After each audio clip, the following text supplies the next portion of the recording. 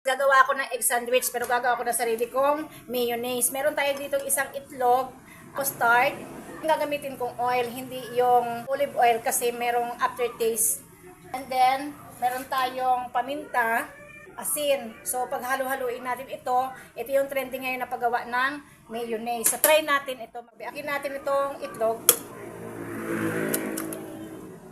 Lagyan natin ng asin. Kunti lang. Paminta. At itong mustard. Isang kutsara. Lagay natin yung oil.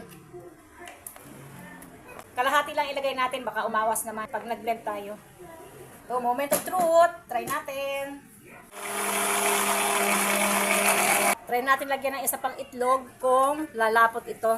Kasi medyo ano siya, oh, malamnaw.